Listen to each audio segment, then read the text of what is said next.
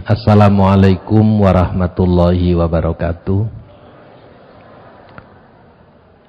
Alhamdulillah alladzi ja'alal ilma taharatan linnufus wa hadiyan ilal haq wa nuran lil basair wa tariqan ilal jannah. Asyhadu an la ilaha illallah wahdahu la syarikalah wa asyhadu anna Muhammadan abduhu wa rasuluh la nabiyya ba'da. Allahumma salli wa sallim wa barik ala hadzal nabiyil karim nabiyina Muhammadin wa ala alihi wa sahbihi ajmain. Yang saya muliakan Bapak Ketua Yayasan beserta keluarga, yang saya muliakan Bapak-bapak para pengurus takmir, Bapak Ibu jamaah sekalian rahimakumullah.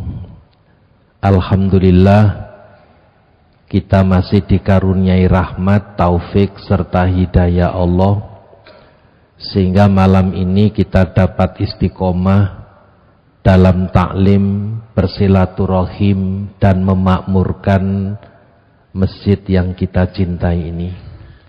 Mudah-mudahan keistiqomahan kita di jalan Allah ini mendapat ridho dari Allah Subhanahu wa ta'ala. Amin. Mudah-mudahan pula saat yang baik ini kita berada di tempat yang mulia dan terhormat akan berlanjut memperoleh tempat yang mulia dan terhormat di sisi Allah di akhirat kelak. Amin. Jamaah sekalian, setelah kita mengkaji revitalisasi iman untuk mencapai imanan kamilan, saya melanjutkan kajian revitalisasi akhlak untuk mencapai husnul khuluq. Kita perlu melakukan penguatan, mengokohkan ajaran akhlak dalam diri kita agar kita mendapat predikat sebagai hamba yang husnul khuluq, akhlaknya mulia, terpuji, sempurna. Mengapa kita harus mengkaji materi ini? Bapak Ibu yang dirahmati Allah, Rasulullah SAW sudah mengingatkan kepada kita. Dari Abu Hurairah radhiyallahu anhu, aku mendengar Rasulullah bersabda, umatku akan ditimpa penyakit-penyakit yang pernah menimpa umat-umat dahulu. Para sahabat bertanya, apakah penyakit-penyakit umat terdahulu itu? Rasulullah menjawab, penyakit-penyakit itu adalah terlalu sombong, terlalu mewah, mengumpulkan harta sebanyak mungkin, tipu menipu dalam berebut harta benda dunia, saling marah, saling bermusuhan, dengki mendengki sehingga jadi zolim menzolimi. Hadis sahih riwayat Hakim. Jamaah sekalian, berangkat dari sabda Rasul ini, zaman sekarang kita sedang menyaksikan fenomena akhir zaman yang diwarnai akhlak tercela. Kalau akhlak tercela ini kita fokuskan, kita sedang menghadapi defisit moralitas. Kita sedang menghadapi defisit akhlak, atau sedang mengalami kemiskinan akhlak. Wujudnya paling tidak 12 macam itu yang sedang kita saksikan. Pertama, menipisnya sikap ta'awun. Sikap ta'awun itu watak dasar makhluk sosial, tapi itu semakin hari semakin menipis.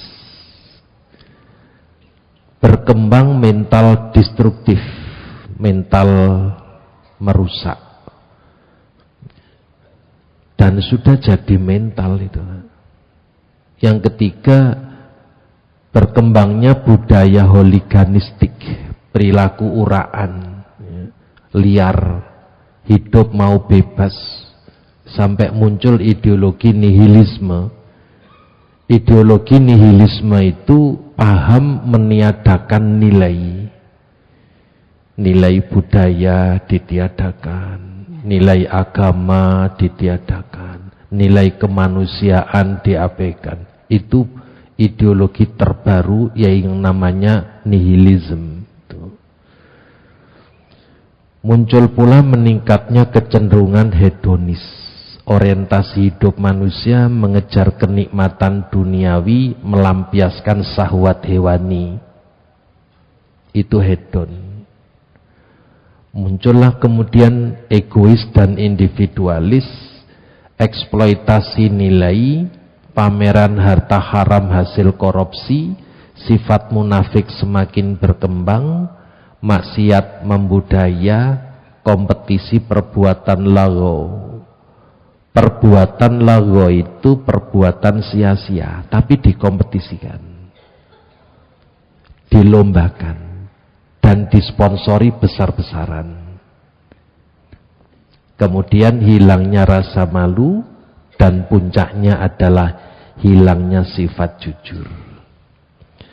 Kita mendapat pelajaran bagus dari potongan film ini. Ini adalah mahasiswa fakultas kedokteran di Korea. Ketika ujian, dia tidak bisa menjawab soal. Kemudian dia melihat temannya menyuap dosen pengujinya.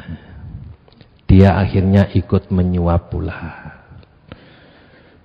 Sudah mulai bermain mata, mengembangkan ketidakjujurannya. Tidak hanya dosen yang menguji yang disuap, dekannya pun juga disuap dan sepakat. Apa yang terjadi? Istrinya dosen yang disuap mengalami pendarahan dan pingsan. Kemudian dibawa ke rumah sakit dan harus dilakukan tindakan operasi. Lah yang mengoperasi dokter yang lulus karena nyuap tadi. Apa jadinya? Nih. Ya. Nah, jadi karena lulusnya nyuap, begitu ngoperasi dan yang dioperasi ternyata istrinya dosen yang nerima suap, ternyata gagal. Istri Pak dosen mati. Nah, begitu para tim operasi keluar, dosennya kaget. Ternyata yang operasi mahasiswaku yang pernah nyuap itu. Ya, apa boleh buat, nasi sudah menjadi bubur, tinggal diudek gitu. Nah, Bapak Ibu,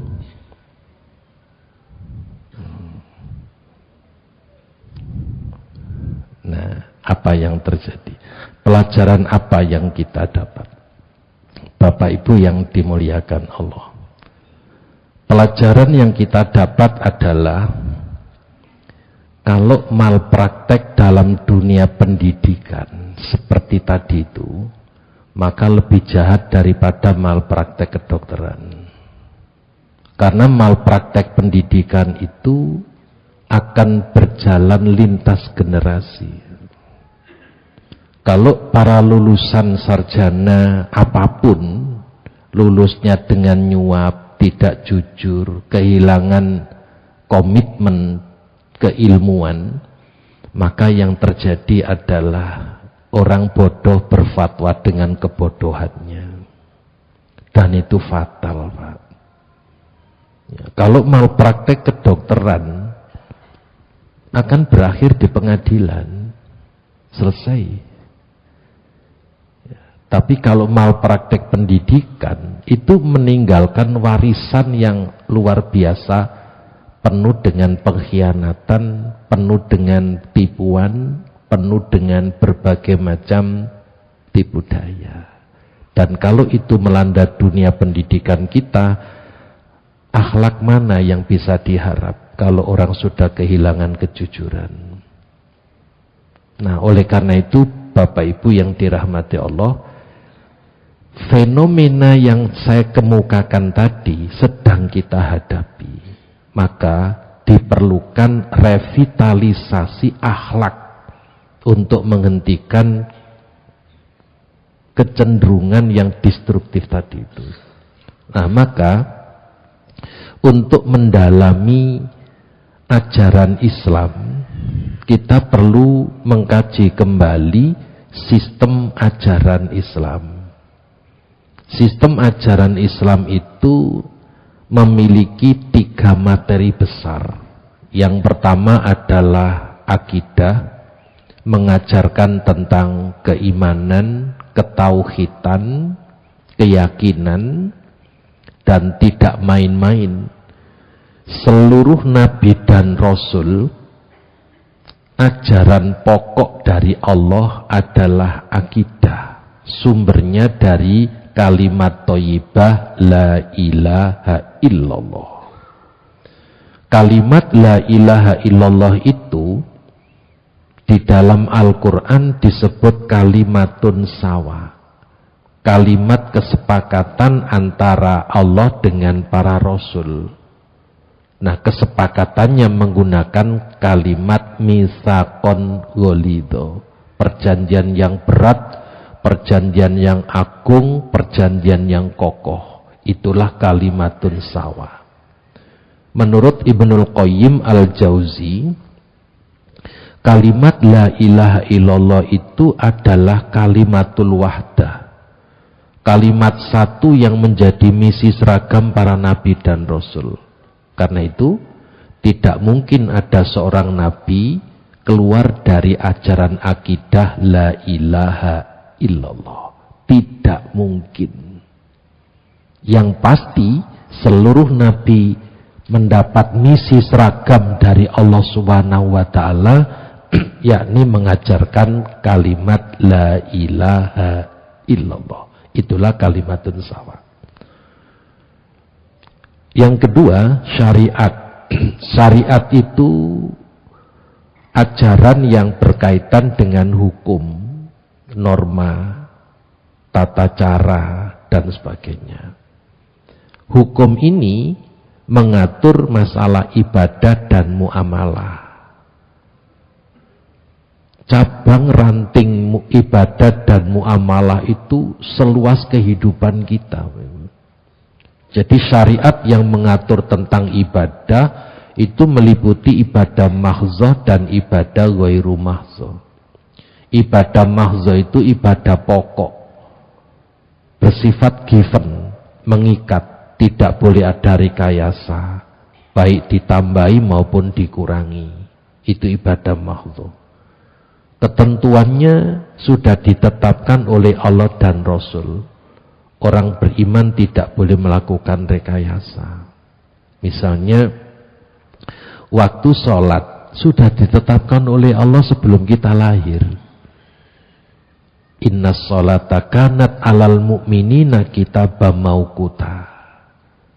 Karena itu, jam biologis manusia itu sangat akrab dengan jam sholat. Karena itu mengapa rentang waktu sholat itu sedemikian bagus, itu dalam rangka noto jam biologis manusia. Dengan begitu ibadah mahdzah itu sesungguhnya membentuk imun dalam tubuh kita. Karena itu perlu istiqomah.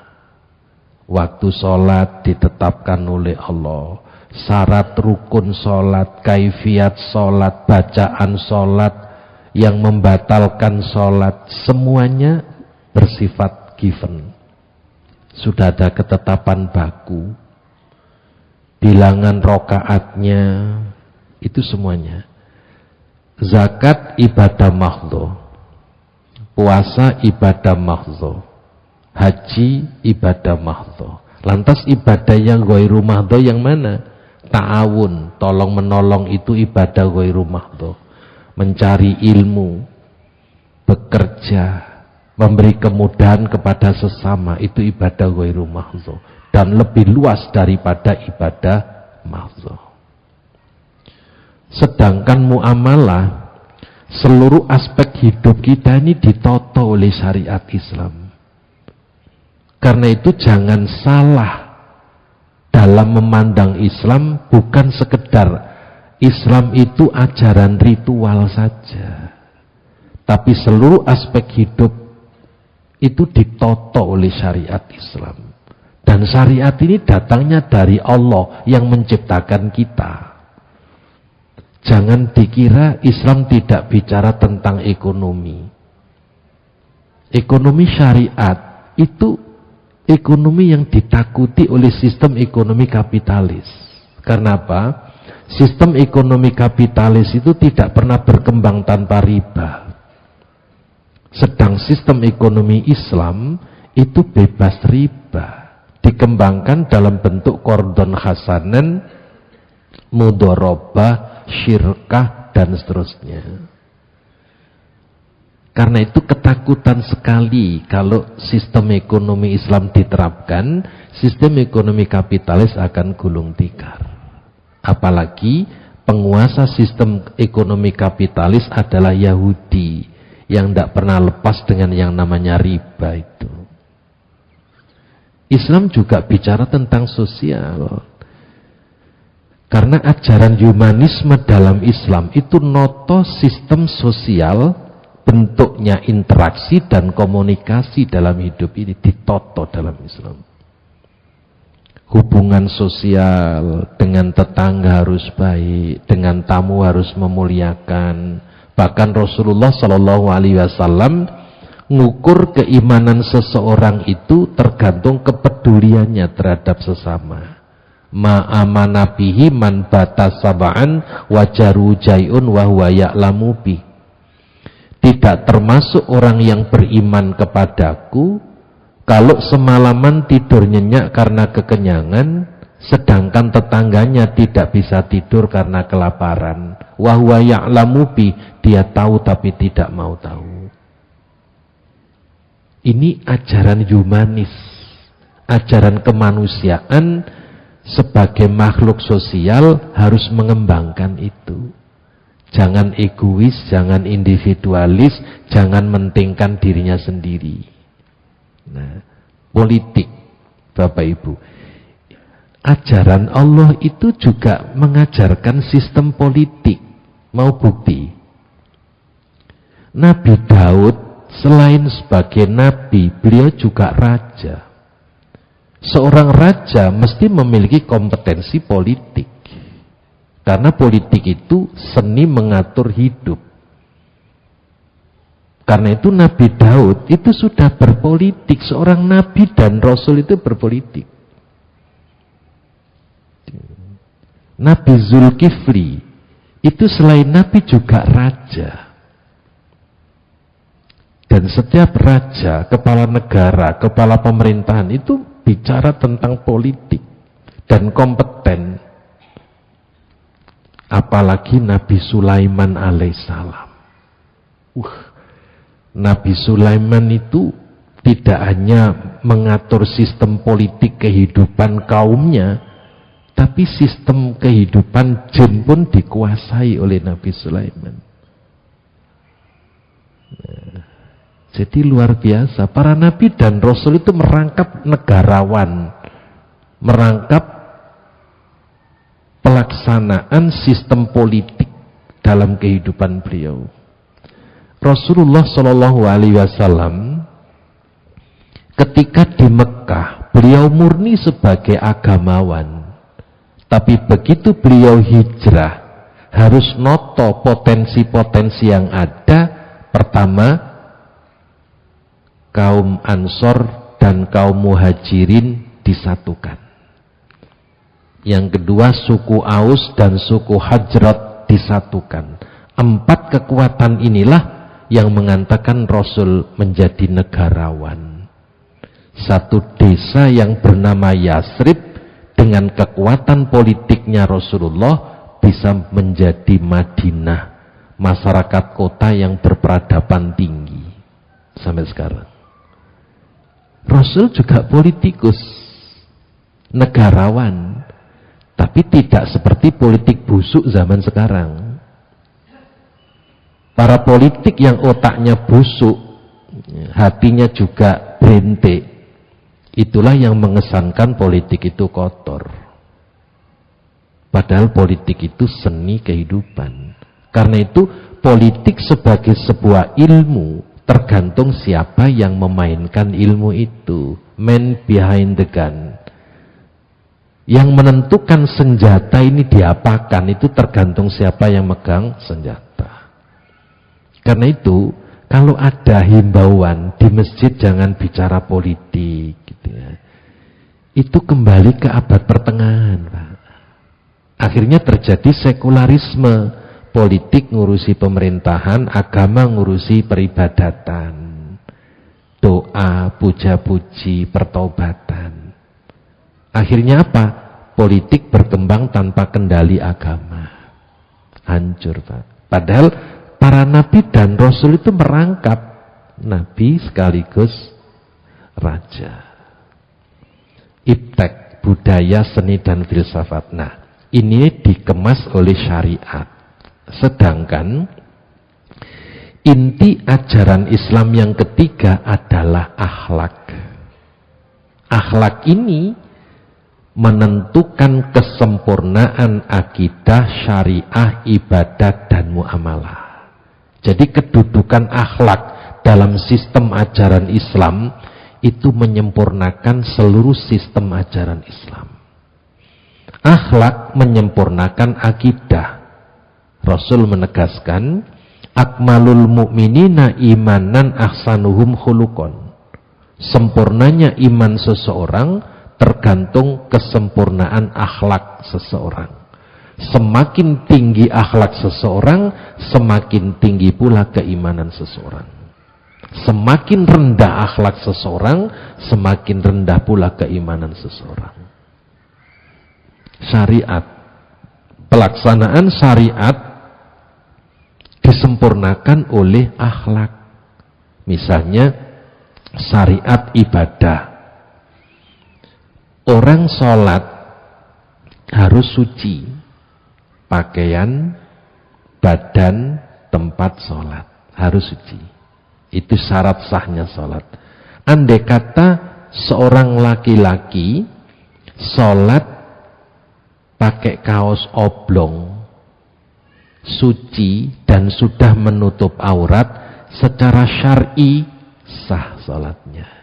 Tapi secara akhlaki salat itu tidak sempurna karena menghadap Allah pakai kaos. Sudah kaos oblong, kaosnya partai politik lagi. Sudah pakai kaos oblong, sponsor kecap, sponsor rokok, digunakan untuk menghadap Allah yang memberi hidup. Sementara ketika dipanggil bupati, gubernur, wah full dress, bajunya disetrika 7 hari 7 malam. Tapi ketika menghadap Allah juga pakai kaos oblong. Padahal Allah itu sudah memanggil, ya Bani Adam, khudzu zinatakum inda kulli masjidin. Wahai anak cucu Adam, pakailah pakaian-pakaianmu yang terbaik ketika masuk masjid. Karena itu Bapak Ibu, kita harus bisa menempatkan diri. Ketika di masjid, ya gunakan pakaian yang selayaknya, sepantasnya untuk masjid. Karena apa? Kalau kita ini berada di suatu tempat, tidak menyesuaikan dengan tempat itu, maka statusnya tidak terhormat. Tempat yang terhormat itu hanya ditempati oleh orang-orang yang terhormat.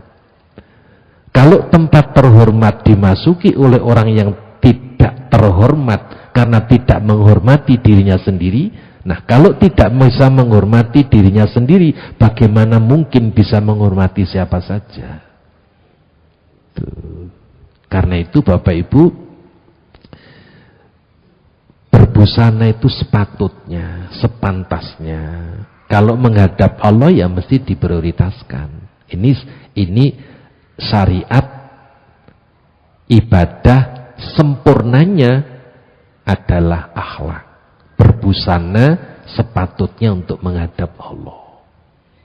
Rasulullah Shallallahu Alaihi Wasallam pernah menyatakan, sejelek-jelek pencuri adalah pencuri sholat. Para sahabat bertanya, maksud pencuri sholat itu apa ya Rasulullah? Beliau menjawab, orang yang ketika rukuknya belum sempurna sudah iktidal, iktidal belum sempurna sudah sujud, sujud belum sempurna sudah duduk di antara dua sujud, itu adalah sejelek-jelek pencuri. Mengapa? Karena mencuri haknya Allah. Maka diperlukan tumak nina. Tumak nina itu bacaan, gerakan, dihayati, dibaca pelan, dirasakan. Sehingga apa? Sholat yang tumak nina itu sholat yang melibatkan hati dan rasa. Dijamin khusyuk. Tapi kalau ketika sholat itu hanya gerakan sama bacaan, tidak pernah melibatkan hati dan rasa, sulit untuk mencapai sholat khusyuk. Karena itu tumak nina menyempurnakan ibadah sholat. Syariat. Sekarang syariat. Rasulullah Shallallahu Alaihi Wasallam menyuruh kita ketika menyembelih binatang sembelian itu harus menggunakan pisau yang tajam agar tidak berbuat zolim terhadap binatang. Padahal secara syar'i menyembelih binatang itu harus mengucapkan asma Allah sehingga binatang sembelian halal untuk dimakan, bukan bangkai. Namun Rasulullah menetapkan gunakan pisau yang tajam. Karena itulah akhlak terhadap binatang yang diatur oleh syariat Islam. Nah, sehingga syariat itu tidak jalan sendiri, tapi disempurnakan oleh akhlak. Apa jadinya kalau Rasul tidak berpesan? Mungkin orang milih jalan pintas. Yang penting membaca asma Allah, bismillahirrahmanirrahim, ayamnya digeraji misalnya. Sak ketemu geraji ya digeraji, ndak ketemu geraji, dicepetkan pintu kayak gedondong dulu itu. Bismillahirrahmanirrahim, cepetkan pintu. Sing penting lah bismillahirrahmanirrahim, tapi ndak boleh begitu. Harus menggunakan pisau yang tajam. Nah, dari sinilah Bapak Ibu kita mengetahui pentingnya akhlak dalam sistem ajaran Islam dalam rangka melakukan revitalisasi akhlak itu. Setelah kita menghadapi berbagai macam krisis moral, defisit moral, miskin akhlak, maka kita mesti memperkokoh ajaran akhlak dalam diri kita. Nah, untuk itu kita mesti menemukan metode agar akhlak itu bisa kokoh dalam diri kita. Kita perlu mencari metode apa untuk menanamkan akhlak dalam kehidupan kita. Jamaah sekalian, metode menanamkan akhlak sampai kokoh dalam diri kita, bunderan yang di tengah itu nafsun, jiwa. Kata Imam Ghazali, akhlak itu sifat yang tertanam di dalam jiwa. Sifat yang tertanam di dalam jiwa. Dengan sifat itu, orang melakukan perbuatan tanpa pertimbangan akal, tanpa pertimbangan pikiran. Karena apa? Sudah menyatu dengan jiwa. Sifatnya menyatu dengan jiwa. Sehingga yang muncul adalah ekspresi. Semua tindakan otomatis spontan. Bapak ibu bersin, langsung baca alhamdulillah. Ada orang atau tidak ada orang, tetap baca alhamdulillah. Tidak pakai pikir, karena nggak ada orang, nggak usah mengucapkan alhamdulillah. Ada orang mengucapkan alhamdulillah biar dibalas yarhamukallah. Kalau masih pertimbangan itu belum akhlak namanya. Orang kesandung batu kaget, innalillahi wa inna ilaihi rajiun. Karena apa? Ada proses pembiasaan sehingga sifat itu tertanam di dalam jiwa dan mengekspresikan perbuatan tanpa pertimbangan akal. Itu akhlak. Maka diperlukan proses pembiasaan sejak dini. Menanamkan akhlak tidak bisa dengan lokakarya, tidak bisa dengan simposium, tidak bisa. Melalui proses yang panjang sejak dini ada proses pembiasaan sehingga menjadi sifat yang tertanam di dalam jiwa. Nah, dari sifat ini langkah pertama taholli bil akhlaqis sayyi'ah. Jiwa manusia itu harus dibersihkan dari akhlak tercela.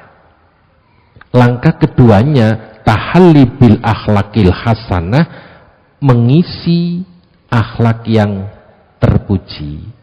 Maka yang ketiga tajalli ila rabbil bariyah, memiliki sensitivitas transenden, peka terhadap dosa, peka terhadap sifat-sifat tercela. Kalau sampai melakukan perbuatan atas dorongan sifat tercela, segera taubat, segera istighfar, segera menghentikan kesalahannya. Itu tajalli ila rabbil bariyah. Nah, Bapak Ibu, kita dalami tahalli bil akhlaqis sayyi'ah itu adalah membersihkan diri dari sifat-sifat tercela. Misalnya membersihkan sifat hasad, munafik, sombong, suudzon, kufur, dendam, putus asa, ghibah, namimah dan lain sebagainya. Jiwa jangan dikotori dengan sifat tercela. Kalau sampai jiwa itu dikotori dengan sifat tercela, seperti kaca berdebu, tidak bisa menangkap sinar, tidak bisa memantulkan sinar. Kalau jiwa itu kotor oleh sifat-sifat tercela, sulit menerima hidayah Allah, apalagi memancarkan hidayah Allah untuk lingkungan sekitarnya. Karena itu kotornya jiwa menghambat masuknya hidayah Allah ke dalam jiwa itu. Karena itu harus dibersihkan, Bapak Ibu. Jiwa yang kotor itu akomodatif dengan kotoran.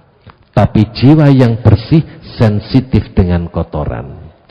Ambil contoh yang paling gampang. Dua bak mandi ini yang satu kotor banget, yang satunya bersih sekali. Nah, apa yang bisa kita tangkap dalam dua gambar ini? Bak mandi kotor itu kok akomodatif dengan kotoran. Bak mandinya kotor, air yang dimasukkan ke dalam bak mandi juga kotor, ada kotoran masuk, tenang saja. Karena menerima, bak mandinya kotor, airnya kotor, ada bangkainya tikus, tidak kelihatan. Tapi kalau bak mandinya bersih, air yang dituangkan bersih, ada apapun yang jatuh itu kelihatan, Pak. Ada sikat gigi jatuh kelihatan, ada semut kelihatan, apalagi ada uang 100.000 tambah kelihatan. Ya. Ketok eme uwok duit itu. Nah, jadi kalau jiwa itu bersih, Maka seperti bak mandi bersih itu, sensitif dengan kotoran. Sehingga kotor sedikit risih, kotor sedikit kita terganggu. Tapi kalau bak mandi kotor, airnya kotor, ada kotoran masuk juga kotor. Nah, tinggal pertanyaannya, sing duwe bak mandi itu kaya opo gitu, Pak. Nah, karena itu jiwa ini harus dijaga agar tetap sensitif terhadap kotoran. Maka semua sifat-sifat tercela itu harus dibersihkan. Ini namanya takhalli bil akhlaqis sayyi'ah. Ambil contoh lagi yang kedua. Ini pasar ikan. Karena pasar ikan, ya yang mengisi pasar dua, manusia sama ikan. Kalau pasar kambing, yang ngisi manusia dengan wedus, itu kambing. Kalau pasar sapi, ya manusia dengan sapi. Ada reaksi apa dalam mengamati fenomena pasar ikan ini? Bapak Ibu, penjual ikan sudah terbiasa dengan aroma ikan. Tapi orang yang tidak terbiasa ke pasar ikan tidak kuat menahan aroma ikan. Orang yang hobinya ghibah tidak merasa berdosa, sedang orang yang tidak terbiasa ghibah sangat gelisah karena merasa dosanya seperti makan bangkai saudaranya sendiri. Jadi orang itu kalau sudah terbiasa melakukan kejahatan itu biasa, Pak. Sama dengan bakul ikan, tidak pernah terganggu dengan aroma ikan. Tapi bagi orang yang tidak terbiasa masuk ke pasar ikan, dia mesti gelisah, nggak kuat baunya ikan. Nah, maka Bapak Ibu, ilustrasi ini pernah dikembangkan oleh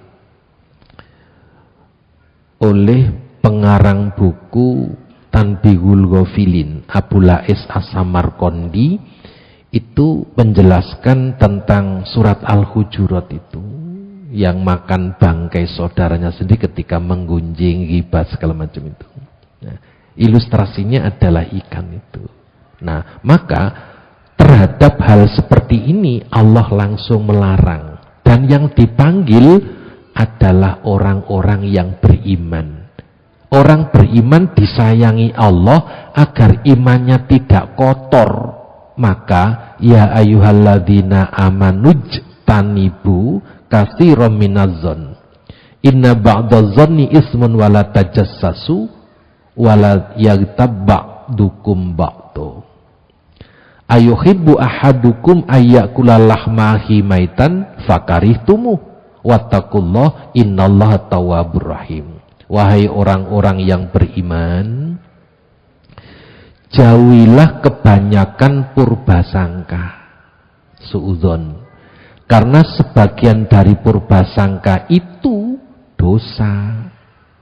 Dan janganlah mencari-cari keburukan orang, dan janganlah menggunjingkan satu sama lain.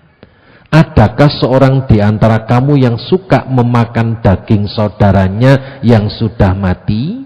Maka tentulah kamu merasa jijik kepadanya, dan bertakwalah kepada Allah. Sesungguhnya Allah Maha Penerima Taubat lagi Maha Penyayang.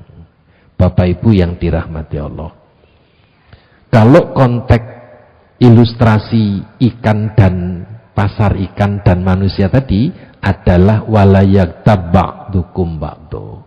Tapi struktur ayat ini yang dilarang dulu oleh Allah adalah zon, su'uzon, buruk sangka. Buruk sangka itu benih penyakit jiwa yang sangat unggul. Benih penyakit rohani yang sangat unggul, mudah tukul dan berkembang. Mau bukti? Nih Pak, Bapak Ibu yang saya muliakan.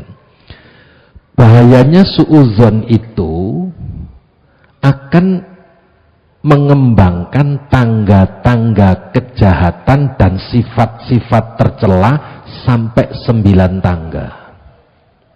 Mari kita renungi. Orang itu kalau sudah suudzon, buruk sangka, dia termasuk orang yang buruk. Sedang yang disangka buruk belum tentu buruk. Yang kedua, orang suudzon itu memasukkan pengaruh jelek ke dalam pikirannya, kesadarannya, hatinya, penglihatannya, dan pendengarannya. Semua jelek. Karena apa? Pengaruh jeleknya sudah menguasai diri seseorang. Sehingga lihat apapun selalu dengan buruk sangka. Sama dengan ini, sejak selesai sholat subuh pakai kacamata hitam. Sampai duhur sambat, sehari ini tadi kok mendung ya itu. Nah, bukan mendung coy itu, tapi kacamatanya hitam. Jadi apa artinya? Orang suudzon itu sama dengan menggunakan kacamata hitam, sehingga yang dilihat serba hitam, jelek. Nah, Bapak Ibu, orang itu kalau suudzon, buruk sangka, nggak tinggal diam. Pasti mencari justifikasi untuk membenarkan buruk sangkanya. Apa langkahnya? Tajassus. Tajassus itu mencari-cari kelemahan, kekurangan, aib orang yang disuudzoni. Kalau ndak nemu, harus dibuat nemu. Orang itu kalau ndak salah, disalahkan, itu harus dibuat dia salah. Seperti yang berkembang sekarang ini kan begitu.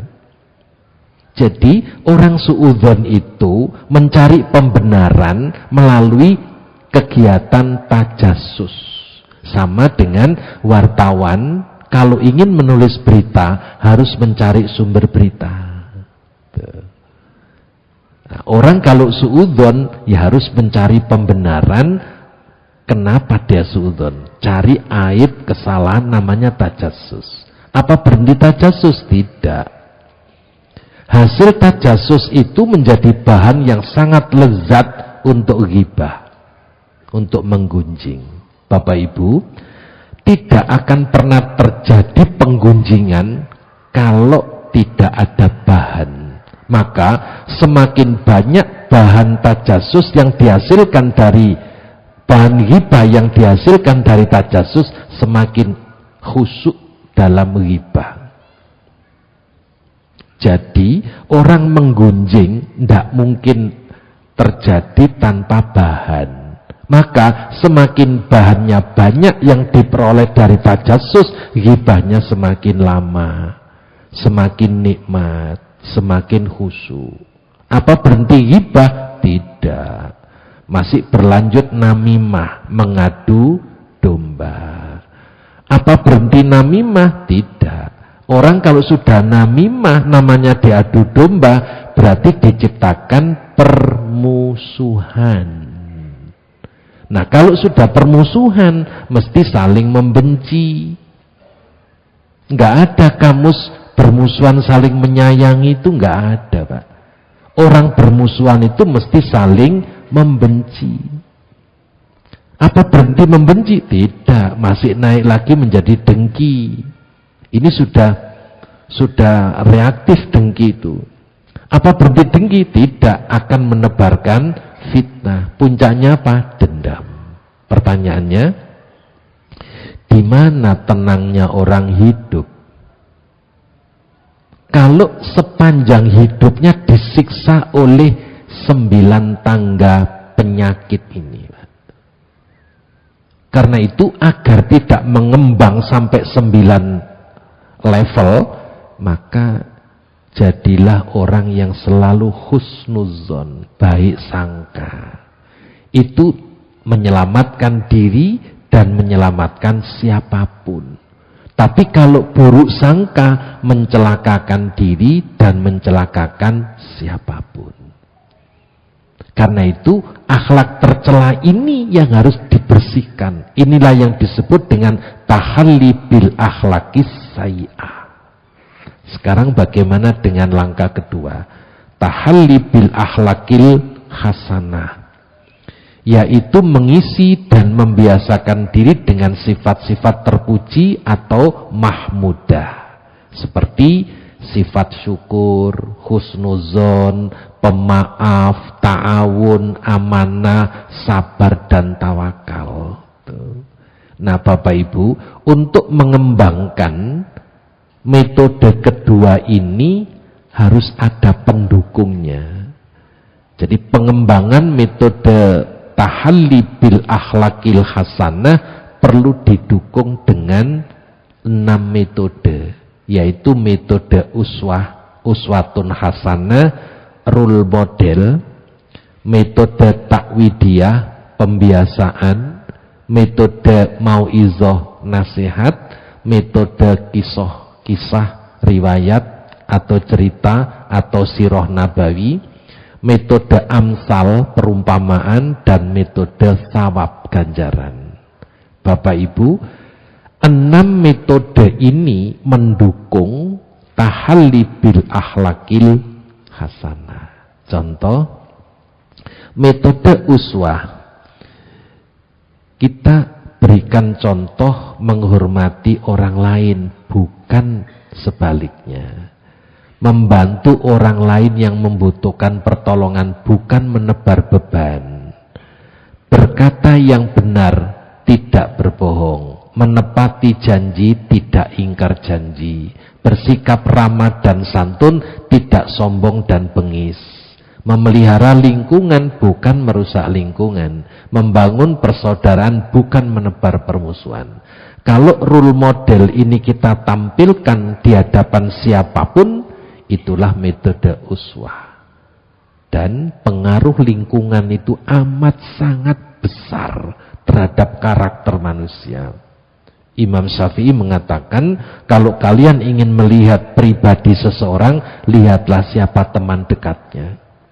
Kalau teman dekatnya ahli ibadah, dia sebentar lagi mau ikut jadi orang ahli ibadah. Kalau teman dekatnya alim, ahli ilmu, dia akan ketularan menjadi orang yang alim. Karena itu harus ada role model di mana dan kapan saja, untuk apa? Tahalli bil akhlakil hasanah. Metode takwidiyah. Nah, Imam Ghazali mengemukakan, seorang anak adalah amanat bagi orang tuanya. Hatinya sangat bersih bagaikan mutiara. Jika dibiasakan dan diajarkan sesuatu kebaikan, maka akan tumbuh dewasa dengan tetap melakukan kebaikan tersebut, sehingga ia mendapatkan kebahagiaan di dunia dan di akhirat. Sejalan dengan pandangan Imam Ghazali, Profesor Dr. Ahmad Amin mengemukakan, akhlak itu al-adatul iradah, yaitu kehendak yang dibiasakan. Jadi kehendak baik diteruskan, dibiasakan sampai menjadi habit ya. Nah, kehendak yang jelek harus dipangkas, jangan dibiasakan. Harus dipangkas, dialihkan untuk kehendak yang baik. Contoh, ada seorang bapak sama ibu bawa 2 orang anak. Karena liburan diajak ke mall. Ayahnya memberikan es krim. Nah, kakaknya, anak pertama karena sudah besar bisa megang es krim dan dimakan. Anak yang kedua karena masih kecil belum bisa megang. Dipegangkan ibunya, diminta untuk dipegang sendiri. Begitu diminum, dimakan, jatuh, nangis. Begitu nangis, ayahnya nggak mau repot, dibelikan lagi. Begitu diminum kan tetap nangis. Loh, kenapa nangis, Dek? Tadi kalau nggak jatuh kan saya dapat es krim 2 itu. Nah, ini benih-benih sifat bedik ini. Tahu bedik? Ya. Ini benih-benih sifat rakus, tamak, angkara murka yang sudah muncul sejak kecil, Pak. Itu harus dipangkas oleh orang tuanya. Dek, harus bersyukur kepada Allah. Bersyukur Allah memberi rezeki untukmu lewat ayahmu yang bisa membelikan es krim kedua. Andai kata Allah nggak ngasih rezeki, es krimmu jatuh, kamu nggak bisa makan lagi. Nah, itu harus segera dipangkas, Pak. Itu namanya takwidiyah, proses pembiasaan yang baik dan mangkas yang tidak baik-baik itu. Karena kalau sudah kecilnya kayak gitu, nanti besarnya akan kayak apa, itu loh. Sudah nggak syukur kepada Allah, nggak berterima kasih kepada orang tuanya. Yang muncul adalah, kalau tadi nggak jatuh kan saya dapat es krim 2. Ini calon memang ini, calon deledek ini. Itu nggak boleh dibiarkan, Pak. Nah, Bapak Ibu kemudian mau idoh, ini sudah akrab, kita sudah sangat familiar dengan ayat ini. Mau idoh hasanah, kemudian kisah ya. Jadi orang tua sekarang ini sebenarnya sudah sangat mudah. Karena apa? Banyak literatur tentang sirah nabawi, kisah-kisah para nabi. Dalam kitabnya Ibnu Katsir itu Qisasul Anbiya, itu luar biasa itu ya. Nah, metode amsal, contoh-contoh. Dan sesungguhnya kami telah mengulang-ulang bagi manusia dalam Al-Quran, ini bermacam-macam perumpamaan. Dan manusia adalah makhluk yang paling banyak membantah. Gitu. Nah, Bapak Ibu, ini contoh-contoh amsal ya. Nah, orang beriman itu digambarkan, diumpamakan oleh Rasulullah seperti lebah. Wa masalul mu'mini kamasalin nahlati akalat toyiban wa wadu'at toyiban wa waqa'at toyiban falam tafsud walam tuksar. Perumpamaan seorang mukmin ibarat seekor lebah. Dia hanya memakan yang baik, tidak memberi kecuali yang baik. Dia hinggap dengan baik, maka dia tidak merusak tangkai dan tak mematahkannya. Hadis sahih disahihkan oleh Syekh Nasiruddin Albani. Ada penjelasan bagus dari Al-Munawi dalam Faidul Qadir menjelaskan bahwa sisi kesamaan orang beriman dengan lebah itu mencapai 11 kesamaan. Pertama, memiliki kecerdasan dibanding binatang lain,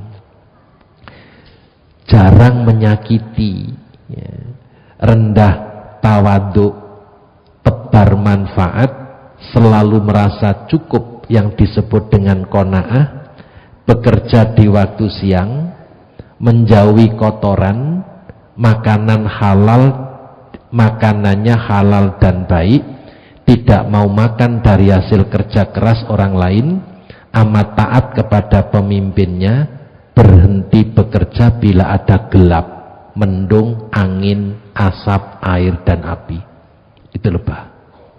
Nah, saya tertarik dengan poin ke-7 Pak, dan ke-8. Lebah itu menjauhi kotoran, beda dengan lalat. Yang dimakan lebah itu hanya sari bunga. Kemudian yang dimakan halal dan thayyib.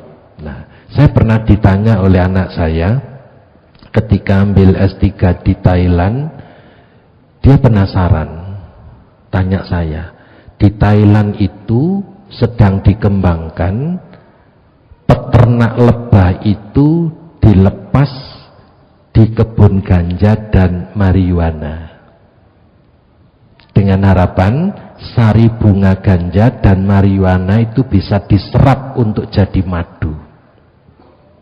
Nah, saya ditanya, ini hukumnya gimana Pak kalau nanti jadi madu? Ini madunya ganja loh, ini madunya marijuana. Saya bilang dengan tegas bahwa lebah itu punya karakter baik, beda dengan lalat. Pasti nggak mau dia makan atau menyerap sari bunganya ganja sama marijuana. Jadi steril sekali lebah itu. Makanya Rasulullah Shallallahu Alaihi Wasallam memberikan perumpamaan, yaitu apa? Membuat perumpamaan masalul mu'minina kamasalin nahl. Kamasalin nahl. Perumpamaan orang beriman itu seperti lebah. Nah, maka orang beriman itu nggak bakalan dekat-dekat makanan yang tidak halal. Biar seperti karakternya lebah. Nah, Bapak Ibu, penjelasan dari Al-Munawi, demikian pula mukmin, amalnya terkena penyakit bila terkena gelapnya kelalaian, mendungnya keraguan, angin fitnah, asap haram, dan api hawa nafsu. Sangat filosofis. Sangat filosofis. Ya. Luar biasa. Saya kagum sekali dengan pandangannya Al-Munawi ini, Pak. Nah, inilah amsal yang harus kita kembangkan untuk mendidik tahalli bil akhlakil hasanah. Kemudian metode sawab, ganjaran. Nah, sekarang yang ketiga, tahalli tajalli ila rabbil bariyah. Mengasah kecerdasan sampai memiliki sensitivitas transenden, yakni memiliki kepekaan spiritual, mudah memahami makna dan pesan moral serta filosofi ayat-ayat qauliyah dan kauniyah, termasuk sensitif terhadap dosa dan kesalahan. Sudah 60 menit lebih 2. Nanti yang 2 menit dipotong sendiri saja, Pak. Cukup dulu Bapak Ibu, itulah materi tentang revitalisasi akhlak, dengan harapan mudah-mudahan poin-poin penting yang bisa kita terapkan bisa mengantisipasi dan mencegah terjadinya defisit moral, defisit etika, defisit akhlak yang sekarang sedang berkembang. Demikian Bapak Ibu, kurang dan lebihnya mohon maaf. Dan mari kita akhiri kajian malam ini dengan membaca doa kafaratul majlis. Subhanakallahumma bihamdika asyhadu an la ilaha illa anta astaghfiruka wa atubu ilaik. Assalamualaikum warahmatullahi wabarakatuh.